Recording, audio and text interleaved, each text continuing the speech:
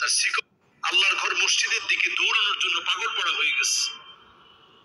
এরপর একটা পর্যায়ে বাধ্য হয়ে তার শিকল যখন খুলে দিয়েছে, অসংখ্য মানুষের সামনে মানুষ তাকিয়েছিল, হাতিটা সেখানে গিয়ে সেজদা অবনত হয়ে গেছে। সুবহানাল্লাহ। একটা অবুঝ প্রাণী, সে যদি আল্লাহ রাব্বুল আলামিনের ঘরের সামনে গিয়ে সিজদা অবনত হতে পারে, একটু চিন্তা করেন আমার আপনার জন্য এটা থেকে কত বড় একটা বার্তা আছে।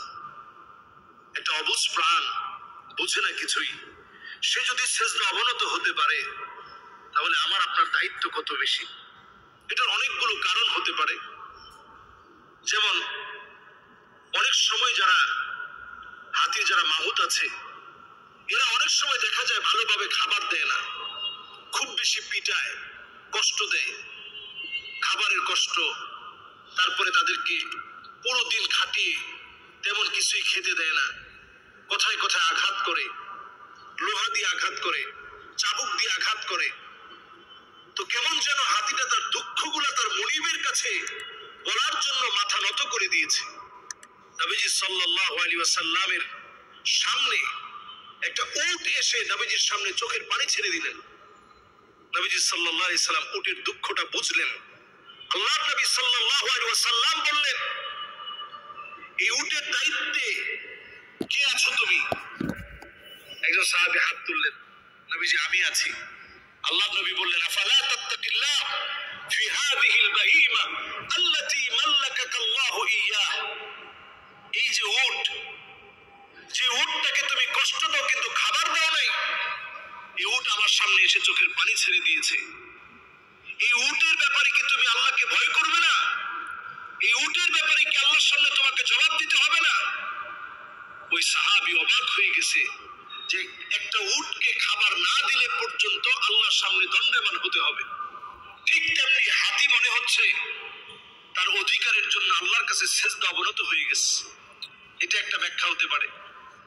অন্য আরেকটা বিষয় হতে পারে যে কত লোক হাতির পূজা করতেছে, অথচ হাতি দেখিয়ে দিল হাতি পূজা পাওয়ার কেউ না, বরং হাতিও সিজদা করে মালিকুল আমলাক আল্লাহ রাব্বুল আলামিনকে।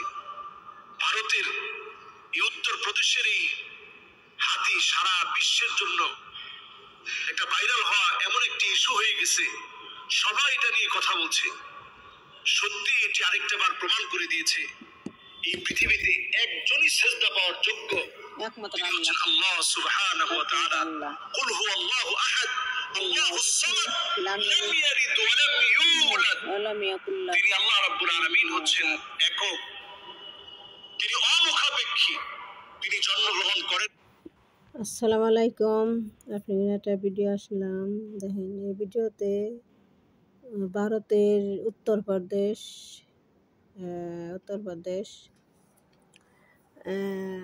একটা হাতি তারা বাইন্দা নাকসাল তারা পূজা করছে হিন্দুরা। হে হাতি সুইটে যায় মসজিদের সামনাহানে যায়, হ্যাঁ সেরজা দিছে, মসজিদে যায় সামনাহানে নামাজ পড়ছে, সেরজা দিছে হাতি। একটা পশু হাওয়াটা জানে যে আল্লাহর দরবারে নামাজ পড়ার নাগে। আর হে হিন্দু বিজেপি হিন্দুরা মুসলমানের অত্যাচার করে, মসজিদে নামাজ পড়বার দেয় না, মসজিদে ঢুকবার দেয় না, মারাধরি করে, অত্যাচার করে, মুসলমানের নামাজ পড়বার দেয় না। উত্তরপ্রদেশে সারা ভারতেরই খালি এক ভালো আছে কলকাতা, ইন্ডিয়ান কলকাতা ভালো আছে, আর সব দেশেই ওর কলকাতা ভালো আছে।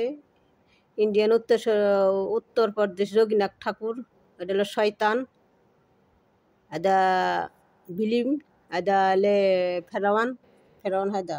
উত্তরপ্রদেশের রঘুনাথ করলে ফেরাওয়ান, নরেন্দ্র মোদী ফেরাওয়ান, অমিত শাহ ফেরাওয়ান। তে তারা মুসলমান অত্যাচার করে না, মসজিদে নামাজ পড়বার দেয় না, মাদ্রাসা ফুলাহানের মাদ্রাসা করবার দেয় না, মসজিদে আজান দিবার দেয় না। হিন্দুরা বিজেপি হিন্দুরা নরেন্দ্র মোদীর, অমিত শাহ, যোগীনাথ শয়তান। যোগীনাথ করলে মানুষের কয় যোগীনাথ ঠাকুর হলে ঠাকুর নাকি হলে শয়তান। মুসলমান অত্যাচার করে, মুসলমানের বাড়িঘর ভাঙে, মুসলমানের মসজিদ ভাঙে, হাজার হাজার মুসলমানের বাড়িঘর ভাঙে তছনছ করছে, মুসলমানের মসজিদ ভাঙছে। এই নরেন্দ্র মোদীর, হিন্দু নরেন্দ্র মোদীর, অমিত শাহ যোগীনাথ, এই তিনজন এলে ভারতের মধ্যে শয়তান, বড় বিলিম, বড় ফেরওয়ান। তে আমগো বাংলাদেশে হিন্দুরা মুসলমানরা আমরা মিলে থাকি, আর ভারতের মুসলমানকে দেখা পারে না হিন্দুরা, ভারতের হিন্দু বিজেপিরে, মানে সব হিন্দু এক না, মানে বিজেপি হিন্দু এইখানে মুসলমানের অত্যাচার করার তালেই থাকে সবসময়, অত্যাচার বন্ধ হইতেছে না। তা আপনাকে দেখলাম ভিডিওটার কথা শুনাইলাম, আরও দেখাইলাম হাতি কেমনে মসজিদের সামনে দেখেন কেমনে সেজা দিছে, সেটাও দেখাইলাম আপনাকে। তা আপনাদের লাইক করেন, শেয়ার করেন, দেখেন। আসসালামু আলাইকুম, ভালো থাকেন।